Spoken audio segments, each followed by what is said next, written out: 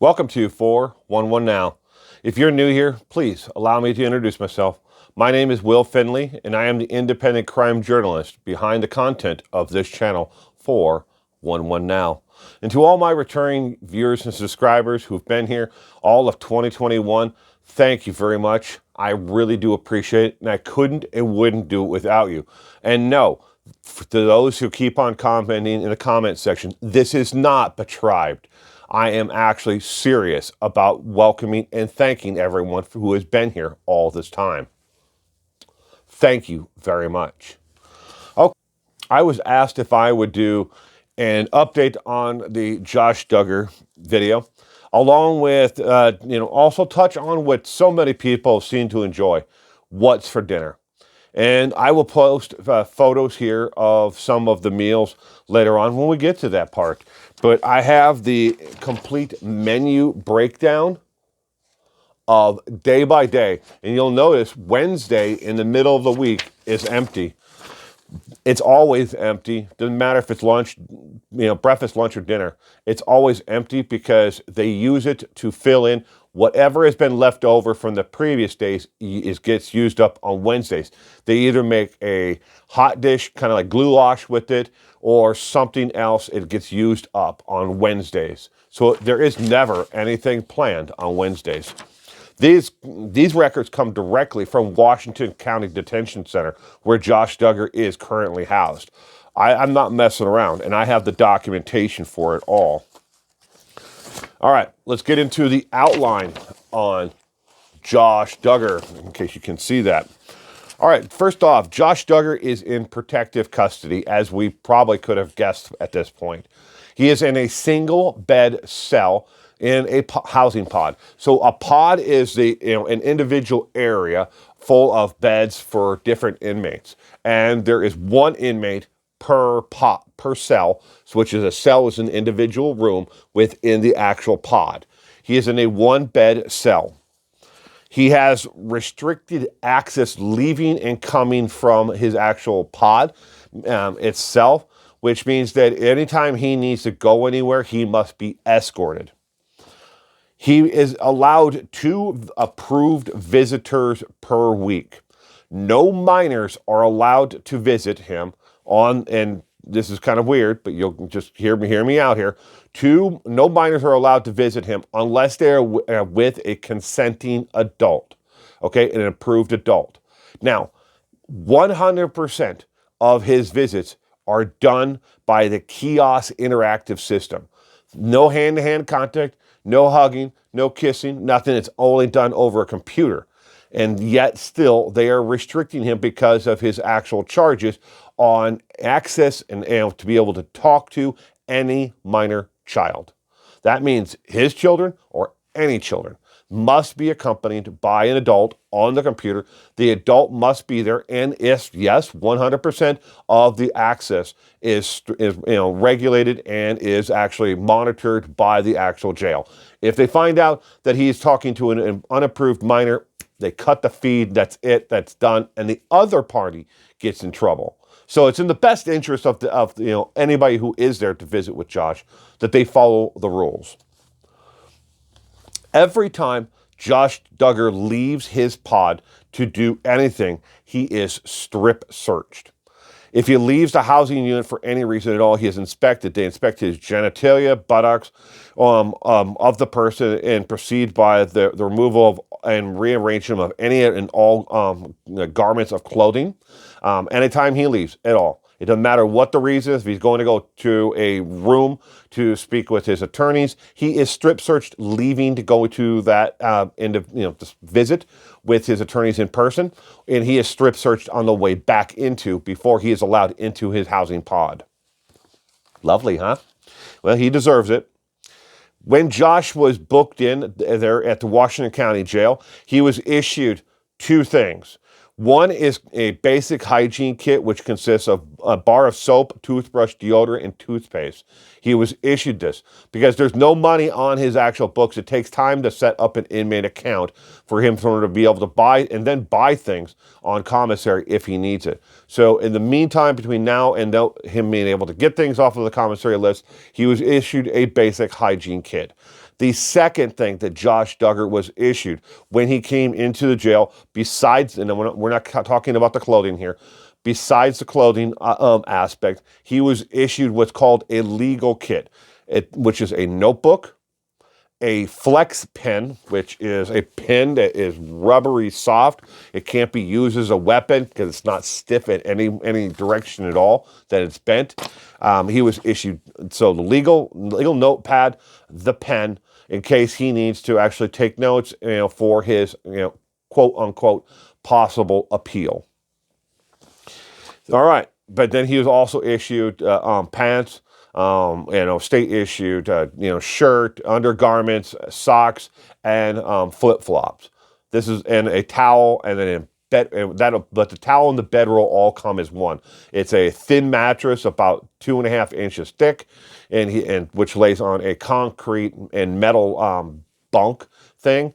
And then it has a top sheet that doesn't have any elastic in it, so they have to tie knots to tie it around the corners.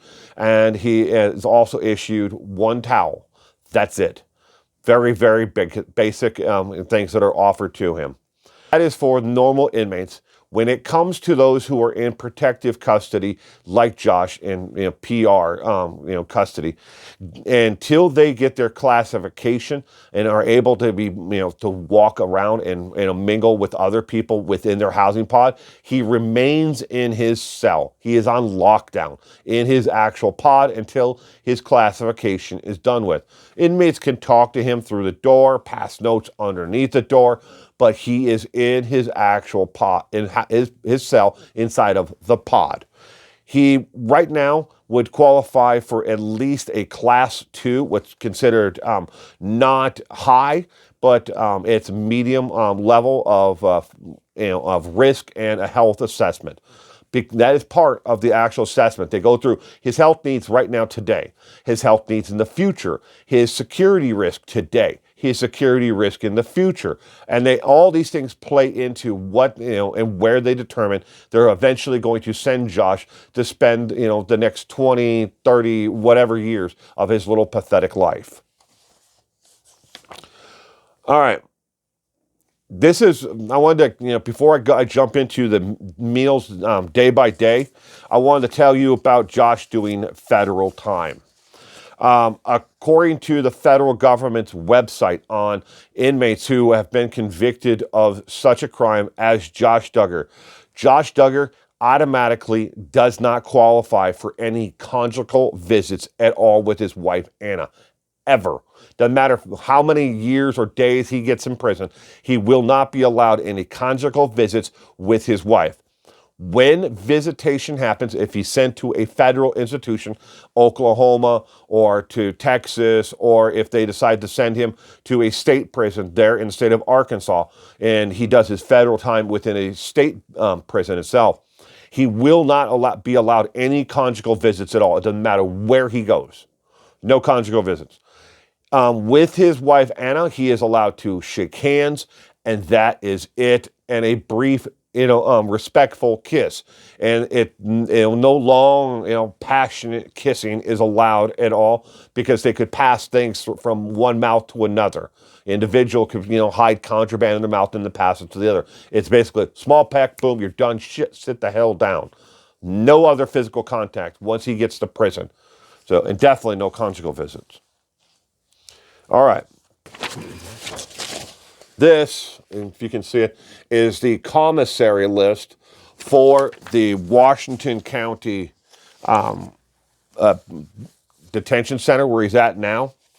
It's actually 3.5 pages long, but they actually charge an 8.5% tax on all of the items in the actual commissary itself. Doesn't matter what it is, he gets taxed on it. I'm going to go through a day-to-day thing of what Josh's day is like. If you want to see the actual breakdown of every single day of the week and the different menus that change and everything else, comment below and I will do a video on each and every one, but I will breeze through a single week of meals from Sunday to Saturday. is how the actual schedule works, okay? But I'm going to give you a brief breakdown now of his day-to-day routine. And for anyone who is in protective custody, they're at the Washington County Detention Center, where Josh Duggar is. Head count, 4 a.m. 5:30, between 4 and 5:30 a.m., inmates must wake up and make their way to the actual cell door. 6 a.m. is morning release for all inmates who complete their time. 6:30 a.m. is breakfast is served. Inmates in general population will eat their meals at the housing unit tables. Inmates in disciplinary lockdown and those in protective custody will eat in their cells. They are given a tray. They are given a drink with a cup. It's already filled. The drink cup is filled, and they are given one multi-piece utensil. It's like a fork spoon combo. No knives, no plastic knives, no separating knives, no napkins, nothing at all. They're given one piece, and each item is then collected after the meal has been eaten. If they don't eat the meal, they better take the food off the freaking tray, because they're coming back for the tray, the utensil, and the cup. They do not get to keep them. All right, 6:40 a.m. Those in protective custody are checked out a razor. It is a one-on-one basis. A guard checks out a razor to an inmate. They watch them shave, and then after they're finished shaving with that disposable cheap razor, they then have to hand it back to the guard. There is no, here's a razor, go shave, and we'll see you in a little bit. No, they are one by one individual, and they are monitored while they have it. It's checked back in. And for an order for an inmate to shave who is in protective custody, and they're in Washington County, it may be different in other counties. It may have been different if you were in protective custody 7 months ago, 6 days ago, or 6 years ago. It doesn't matter. Again, for protective custody, the razor's checked out, a guard watches them shave, and then the guard collects the razor back from that inmate. 6:50 a.m. The showers open up for all those who are in protective custody. 7 a.m. sick call will be conducted. Razors will be distributed in housing units for those who are in the normal pause, not those in protective custody. Again, I just went over that. 7:30 a.m.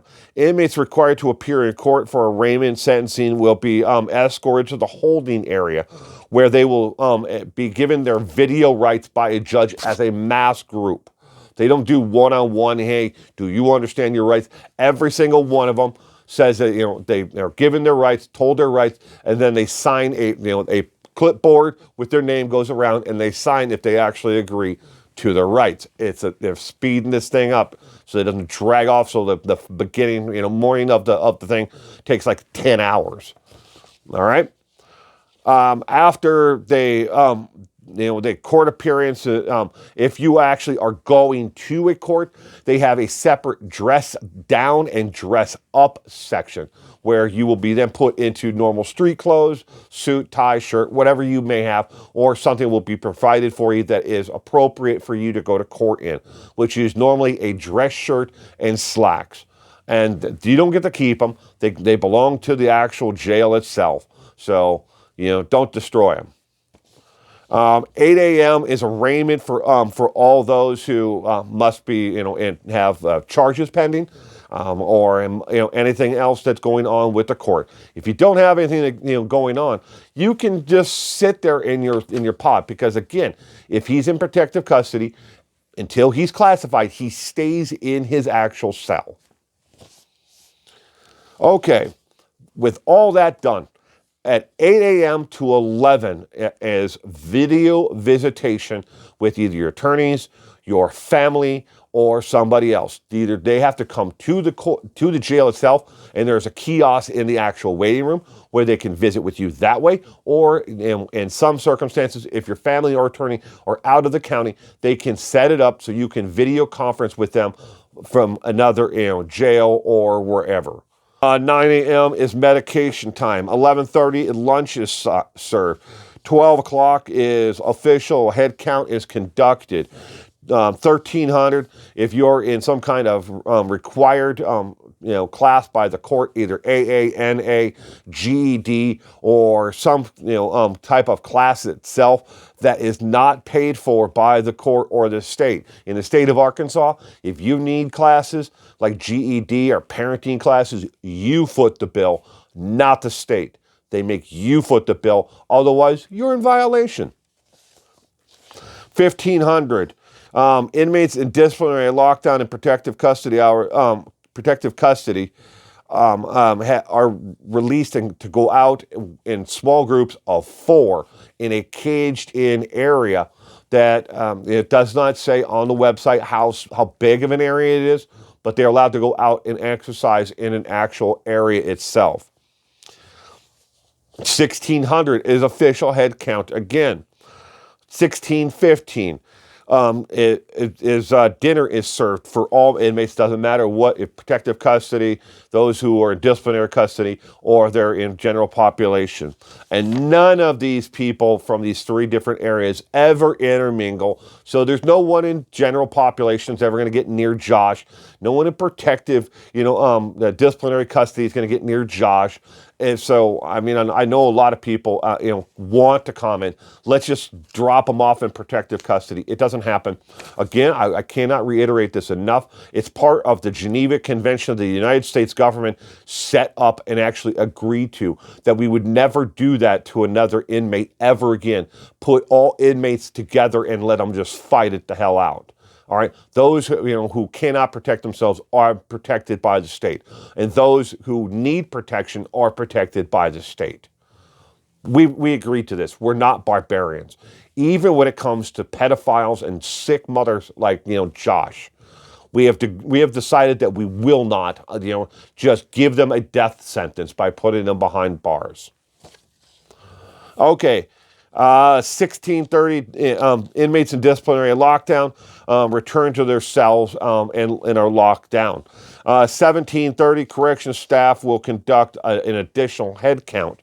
1800, evening release for inmates who have completed their jail sentences. It's not uncommon for people who are supposed to be released in the morning. They lost their paperwork or got delayed, so they released the majority of those who should have been released in the morning time are released in the evening time. They do it just to mess with the inmates. If they have inmates coming in, they'll kick them loose in the morning. But otherwise, if they don't need that bed, they'll keep your ass as long as they can because they get paid. Paid, ladies and gentlemen, by every person who's in jail. That's why it's a revolving door. But why let them get out and make sense in society? We can just keep them, bringing them back in, man. Just keep that money system going. 1900 is normally when AA and NA classes for males are held, but they've all been canceled because of COVID lockdown. They're not allowing anyone into the actual jail to hold classes or support groups. And this goes for religious services and NA, AA, or anything else that support services wise like that. If you need that, you may gather in groups of no more than 4 individuals to go over and talk about NA and AA or religious services. But you must do it in the middle table of each and every housing pod. Not the flat back table, not the side table, right in the middle where the guards can watch you at all times. 2100 is medication distribution for all inmates. So that's 9 o'clock. 2230 is lights out lockdown. Telephones are turned off, and inmates are confined to their designated bed or cell. 2240, those in protective custody who need additional medical services for and are of self-injuring or have expressed self-injury and harm, we'll see an additional meeting with somebody else to see how their day is going. What's for dinner, Josh Duggar? Well, this is a breakdown, ladies and gentlemen, of a day-to-day week for an inmate there in the Washington County Detention Center. Now, I do not have photos of all of the different meals. When it comes to photographs, these are only taken by inmates who have smuggled phones into the jail. The jail doesn't have an Instagram page where they're posting photographs of the actual meals that someone may be eating there in the jail. And I will read you an actual quote now from a previous inmate who spent time in the same housing unit where Josh Duggar is currently housed. Food was prepared to have as little nutritional value as possible. All the vegetables and grains were steamed past the point of being healthy or tasteful. Meats, eggs, and other imitation substitutes were used for actual protein. Fresh fruit was often rotten, and all beverages were limited to tap water, milk-flavored water, and watered down juice to the point where it almost had no flavor, end quote. That is a quote from somebody who actually did time in the same housing unit where Josh Duggar is currently housed in Washington County Detention Center. We're going to start with Sunday to Saturday. Saturday, I'm going to read you a breakfast, a lunch, and a dinner from each day of the week. Now, Wednesday, there is no planned meal for breakfast, lunch, or dinner. They use up all the leftovers on Wednesday, so they're not wasting them, and they're sitting there till the next time that meal comes around. Every 3 weeks, there is a meal plan change. This is the coming up meal plan for January. Breakfast, Sunday. It consists of fresh fruit, a package of bran cereal, 3 slices of bread, 2 cups of milk, 1 cup of coffee, 1 package of jelly, and 2 packs of margarine. That's a typical meal for breakfast, and it repeats. There are other things like grits and stuff like that replace the bran cereal, but mostly it's either cold cereal or bran. They do not do pancakes and waffles and stuff like that for breakfast for those in protective custody. They may do them for some people in general population because the general population, the food is actually prepared by inmates for inmates. A typical lunch can, on Monday or Tuesday these days, are fluent. It can be on Monday today. It can be on Friday next week. But beans and franks, potatoes, 2 packets of mustard, 3 slices of just regular white cheap bread, 2 little dabs of margarine, a fresh fruit of the day, and a kosher beverage. They're always a kosher beverage. It doesn't matter what day of the week it is. A typical dinner, let's say, is veggie chili. It's really watered down, liquefied chili. According to the notes here, and that's poured over the top of white rice with mixed vegetables served on the side, bread, margarine, some type of fresh fruit, and a kosher beverage. Doesn't matter what day of the week it is, everybody gets kosher beverages. You get kosher beverages. You get kosher beverage. You get a kosher beverage. Everybody gets a kosher beverage. But I hope you found this enjoyable. If you did, give it a thumbs up. I really would appreciate it. If you haven't subscribed, I don't know why you haven't. If it's the first time you've ever found my content, thank you very much for being here. I really do appreciate it.